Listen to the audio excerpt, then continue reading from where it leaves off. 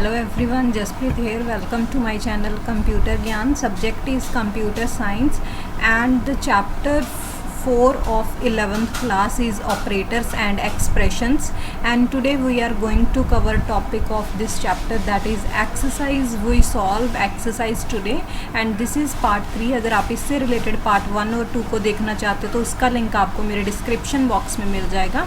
तो हम स्टार्ट करते हैं एक्सरसाइज.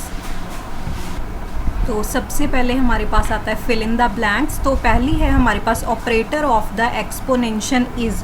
जो ऑपरेटर हम एक्सपोनेंशियल के लिए यूज़ करते हैं तो वो कौन सा होता है? वो होता है, हम 2 टाइम्स स्टार यूज़ कर देते हैं. ठीक है, इस तरह से स्टार लिख देते हैं तो वो हम एक्सपोनेंट के लिए यूज़ करते हैं. तो इस तरह से आप 2 स्टार बना देना. और सेकंड है dash operator is used to combine the different condition. जो डिफरेंट कंडीशंस होती हैं उनको कंबाइन करने के लिए हम कौन सा ऑपरेटर यूज़ करते हैं? तो वो होता है रिलेशनल. तो आप यहाँ पर रिलेशनल लिख लेना. ओके, तो रिलेशनल ऑपरेटर यहाँ पर हमारा आएगा ONAL. तो थर्ड है हमारा int I equals to 5 is called dash assignment. तो हमने जो 5 है वो I में असाइन किया है. तो ये कौन सी असाइनमेंट है? ये हमारी क्या है? डेक्लरेशन असाइनमेंट है. ठीक है, हमने क्या है ये? Declaration, DECLARATION. तो आप डेक्लरेशन लिख लेना ION. तो ये है हमारी डेक्लरेशन असाइनमेंट. और फोर्थ है हमारे पास I इक्वल्स टू 5, क्योंकि हमने यहाँ पर इसे डिक्लेयर किया है, इसे हमने डेटा टाइप दी है इंट. तो यहाँ पर है I इक्वल्स टू 5. यहाँ पर डेटा टाइप थी, यहाँ पर नहीं है. तो इसको हम क्या बोलेंगे? इसको हम बोलेंगे general assignment. GERNAL, general assignment. And fifth जो हमारे पास है वो है there is no hierarchical order for dash operator. किसके लिए, किस ऑपरेटर के लिए कोई हेरारिकल ऑर्डर नहीं है? तो वो है हमारा रिलेशनल. तो जो रिलेशनल है उसके लिए कोई भी हमारे पास हेरारिकल ऑर्डर नहीं है. तो ये वाला रिलेशनल आप फिर से लिख लेना, रिलेशनल आएगा इसका. सेकेंड हमारे पास क्वेश्चन आता है ट्रू एंड फॉल्स का. तो द एक्सप्रेशन प्लस प्लस मतलब इंक्रीमेंट है ये A plus V is valid 1. क्या ये वैलिड है? If A equals to Y and B equals to 5. देखो A अगर Y है प्लस हमारे पास B इक्वल्स टू क्या है? 5. तो ये इस तरह से लिखा जाएगा प्लस प्लस 2 टाइम प्लस लिखा हुआ है, इंक्रीमेंट है. तो क्या ये वैलिड है? नहीं, ये वैलिड नहीं है. तो इसका हमारे पास आ जाएगा फॉल्स. तो यहाँ पर भी कोई वैल्यू होनी चाहिए थी तभी हमारा ये वैलिड होता. और दूसरा है the expression A and equals to B is valid 1. तो ये देखो यहाँ पर इक्वल का साइन कर दिया तो ये भी वैलिड नहीं है. तो ये भी हमारा फॉल्स आ जाएगा. और है द एक्सप्रेशन 10 इज़ वैलिड 1. क्या ये वाला जो एक्सप्रेशन है वो वैलिड है? हाँ, ये वैलिड है. ये हमारा जो है वो डिक्रीमेंट हमने ऑपरेटर यूज़ किया है. तो इसमें क्या आ जाएगा? 9 आंसर आ जाएगा. तो ये हमारा क्या है? वैलिड है, ये ट्रू है. The assignment statement A plus B equals to C. तो C मतलब कि is acceptable in C language. क्या ये एक्सेप्टेबल है C लैंग्वेज में? नहीं. तो ये फॉल्स है. हम क्या लिखते हैं? हम इस तरह से नहीं लिखते. जो भी होता है वो राइट साइड में असाइन किया जाता है. तो इसको हम इस तरह से लिख सकते हैं A प्लस B. तो ये सही नहीं है, तो ये फॉल्स है. And identifier in C can have A to Z as the first letter.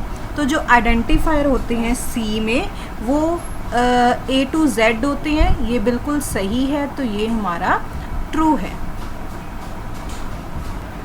तो तो हमारा जो थर्ड क्वेश्चन है वो है शॉर्ट आंसर टाइप क्वेश्चन। तो पहला है where does the modulus operator can be only applied, कि मॉडुलस ऑपरेटर जो होता है वो हम कहाँ पर अप्लाई कर सकते हैं। पहले तो आपको मॉडुलस जो ऑपरेटर है वो पता होना चाहिए, वो कौन सा होता है।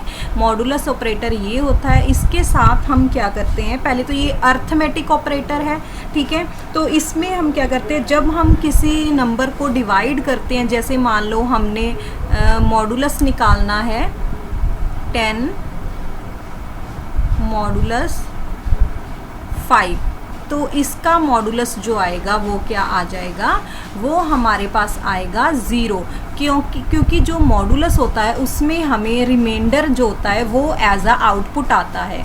तो इसमें 5 10 से पूरा डिवाइड हो जाता है तो रिमाइंडर 0 आता है, तो ये हम बोल सकते हैं कि मॉडुलस ऑपरेटर वहाँ पर अप्लाई किया जाता है। Find the difference between logical and relational operator.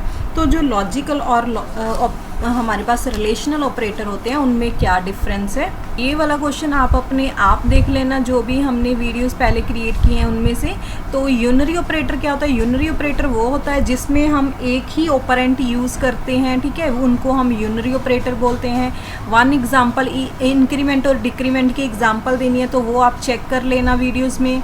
In C for which purpose expression is used, जो एक्सप्रेशन होता है वो किस लिए यूज़ करते हैं हम सी में। तो ऑपरेशन एक्सप्रेशन जो होता है वो एक फार्मूला होता है जिसमें एक से ज़्यादा ऑपरेंट जो हैं वो उनसे बना होता है। जैसे मैं आपको बताती हूँ, जैसे ये हमारे पास क्या है, हमने ये लिखा 5, सॉरी ये डिवाइड है, फिर 5 है, फिर प्लस है, फिर हमारे पास 2 है, ये है माइनस और 1। तो ये जो है हमारे पास, ये पूरे को हम बोल देते हैं एक्सप्रेशन, जिसमें एक से ज़्यादा क्या होते हैं ऑपरेंट हम यूज़ करते हैं। देखो ये ऑपरेंट्स हैं, ये ऑपरेटर्स हैं इनमें। तो इसमें क्या है, जो भी हमारे पास इसका रिज़ल्ट आता है वो क्या होता है, रिज़ल्ट जो आता है वो भी हमारे पास क्या होता है, सॉरी ये एक हमारे पास एक रिज़ल्ट रिटर्न करते हैं जब हम इसे सॉल्व करते हैं ऑपरेटर प्रेसिडेंस के अकॉर्डिंग। और ये हमारे पास दो जो चीज़ों हैं उनसे बना होता है। पहला होता है ये हमारे पास ऑपरेंट्स जो 10 5 2 1 ऑपरेंट है, और दूसरा होता है ये ऑपरेटर जैसे डिवाइड है, प्लस है, माइनस है, ठीक है, ये वाले हमारे पास हो गए। Right different type of assignment operator, हमारे पास डिफरेंट टाइप के असाइनमेंट ऑपरेटर होते हैं, जैसे addition assignment, subtraction, multiplication, division, reminder assignment, काफ़ी टाइप के हमारे पास असाइनमेंट होते हैं। व्हाट इज़ ऑपरेंट, ऑपरेंट क्या होता है, ऑपरेंट वो होते हैं जिन पर हम ऑपरेशन अप्लाई करते हैं, ठीक है। तो जैसे ये आपको दिख रहा है, ये हमारे पास 10 और 5 जो है ये हमारे पास क्या है ऑपरेंट, इस पर हमने ये ऑपरेशन अप्लाई किया है डिवाइड वाला। जहाँ इसकी एग्जांपल ले लो 2 और 1 है, 2 और 1 क्या है ऑपरेंट है जिस पर हमने माइनस का ऑपरेशन अप्लाई किया है, जो है उसमें हमने ये रिजल्ट निकालना है कि ABC में क्या प्रिंट होगा। तो सबसे पहले A में हमारे पास है 7, तो हमने 7 डाल दिया A में। B में क्या है, देखो इंक्रीमेंट हो गया, तो एक इंक्रीमेंट हो गया तो क्या हो गया 8 आ गया, 8 + 5, तो 8 + 5 कितना हो जाता है हमारे पास, ये हो जाता है हमारे पास 13। तो ये क्या हो गया 13 हो गया हमारे पास। और एक बात और, A को हमने एक इंक्रीमेंट कर दिया है तो अब यहाँ पर भी वैल्यू जो है वो 8 आ जाएगी।